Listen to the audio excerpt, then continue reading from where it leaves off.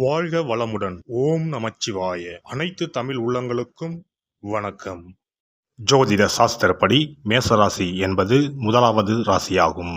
அஸ்வினி 4 பாதங்கள், பரணி 4 பாதங்கள் மற்றும் கிருத்திகை 1ஆம் பாதம் ஆக இந்த 9 பாதங்களில் பிறந்தவர்கள் மேசராசிக்காரர்கள்.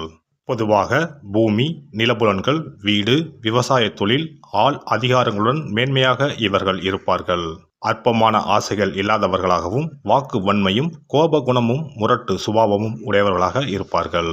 கம்பீரமான தோற்றமும் அகன்ற மார்பும் பெரிய நெற்றியும் உடையவராக இருப்பார்.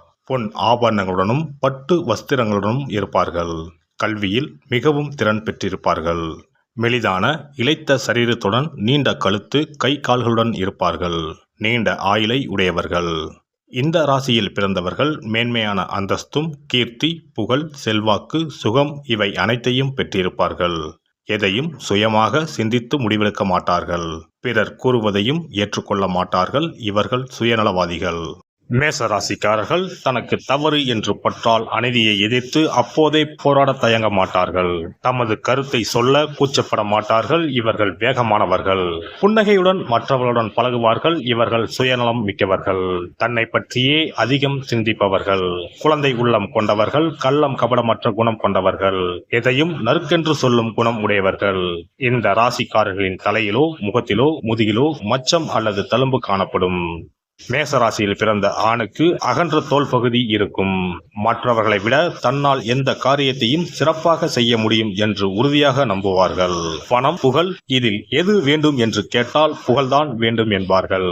மேசராசிக்காரர்கள் தனிநபரிடம் கோபம் கொள்ள மாட்டார்கள். மேசராசிக்காரர்கள் பிச்சைக்காரராயினும் அரசராயினும் இருவரிடமும் ஒரே மாதிரியான உணர்வுடனும் அன்புடனும் பழகுவார்கள். இவர்கள் எதிர்காலத்தை பற்றியோ கடந்த காலத்தை பற்றியோ கவலைப்பட மாட்டார்கள். நிகழ்காலமே முக்கியம் என்று திடமாக நம்புவார்கள். இவர்களுடைய உலோகம் இரும்பு. ஆகையால் இரும்பை போன்ற மனோதிடம் மிக்கவர்கள். தொழில் துறையிலும் மற்றும் படைப்புத்திறன் சம்பந்தப்பட்ட கலைத்துறையிலும் மகிழ்ச்சியாக ஈடுபடுவார்கள். தன்னை பற்றியும் தன்னுடைய திட்டங்களை பற்றியும் பேசுவதிலேயே மகிழ்ச்சி காண்பார்கள். இவர்கள் மற்றவர்களுக்கு உதவியும் ஆதரவும் காட்டுவார்கள். ஆனால் அதே உதவியும் ஆதரவும் தனக்கும் கிடைக்க வேண்டும் என்ற எண்ணம் உடையவர்கள்.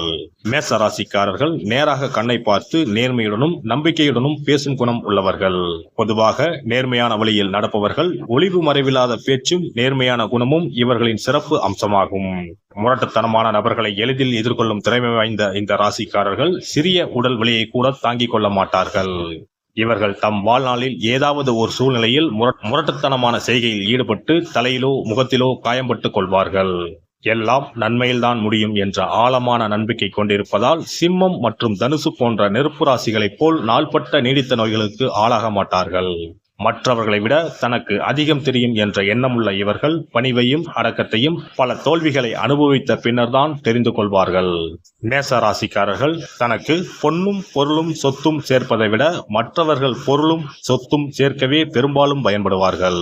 மேச ராசியில் பிறந்த ஆண்கள் மன எழுச்சியையும் உத்வேகத்தையும் பரபரப்பையும் தருகிறவராக இருப்பார்கள். புதிய கருத்துக்களை வெளிக்கொண்டு வரும் உத்வேக சக்தியாக இருப்பார்கள். எளிதில் கோபப்படும் குணம் உள்ளவர்கள். ஆனால் தைரியமும் தன்னம்பிக்கையும் உள்ளவர்கள். எப்போதும் மற்றவர்களை விட முந்தியே இருப்பவர்கள்.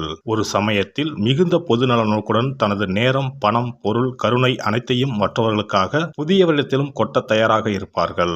ஆனால் அவர்களே தனது தேவைகள் பூர்த்தியாகாமல் இருந்தால் சில நேரங்களில் எதையும் சகித்துக் கொள்ளாமல் முட்டாள்தனமான சுயநலத்துடன் அதிகாரமாக நடந்து கொள்வார்கள்.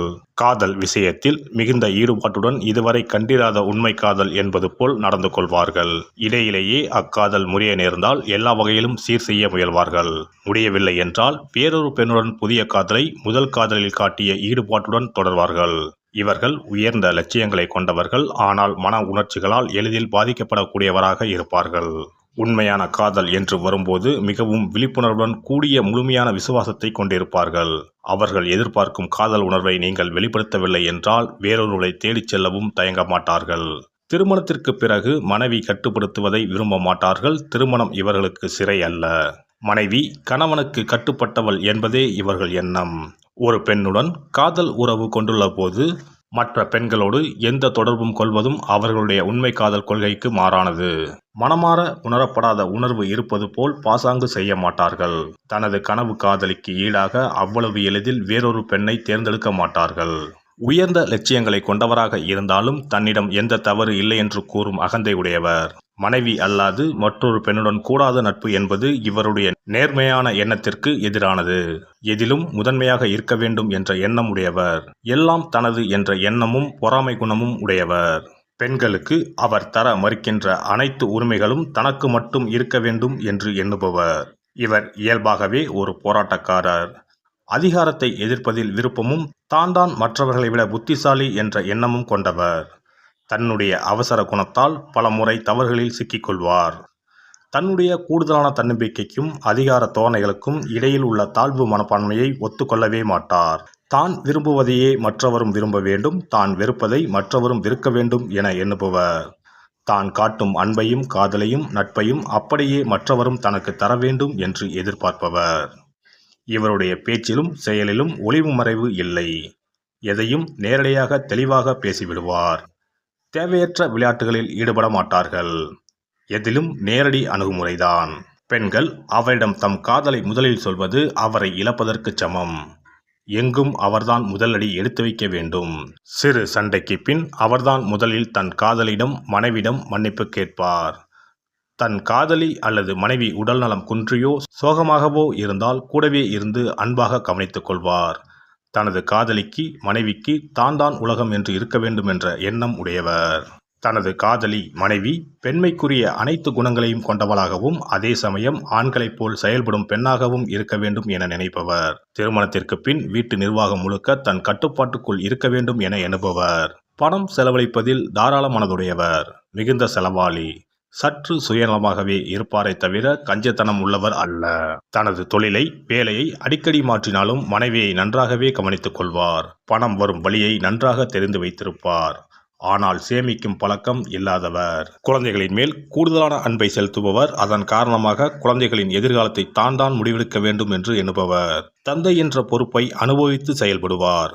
அவருடைய சுதந்திரமான உணர்வை ஏற்றுக்கொண்டு உணர்ச்சி வயப்படும் குணத்தை புத்திசாலித்தனமாக கையாண்டால் அவர் நட்புடன் இருப்பார். இல்லை என்றால் அவருடைய நல்ல சக்தியெல்லாம் இழந்த நிலையில் எதிலும் பற்றற்று காணப்படுவார். இயல்பாகவே எதற்கும் பணிந்து போகும் குணம் இல்லாதவர். அவர் தலைவனுக்கு தலைவன். எனவே அவருடைய குணத்தை அழிக்காமலும் நம்முடைய தனித்தன்மையை இழக்காமலும் அவரோடு பழக வேண்டும். எல்லாம் வல்ல இறையருளால் நீங்களும் உங்கள் அன்பு குடும்பமும் உடல் நலம், நீலாயுள், நிறை செல்வம், உயர் புகழ், மெய்ஞானம் ஓங்கி வாழ்க வளமுடன். இந்த வீடியோ பதிவு உங்களுக்கு பிடித்திருந்தால் லைக் பண்ணுங்க, கமெண்ட் பண்ணுங்க, ஷேர் பண்ணுங்க, மறக்காம சப்ஸ்கிரைப் பண்ணுங்க, பக்கத்துல இருக்கிற பெல் பட்டனை கிளிக் பண்ணுங்க. நன்றி, வணக்கம். ஓம் நமச்சிவாய. சிவாய நம.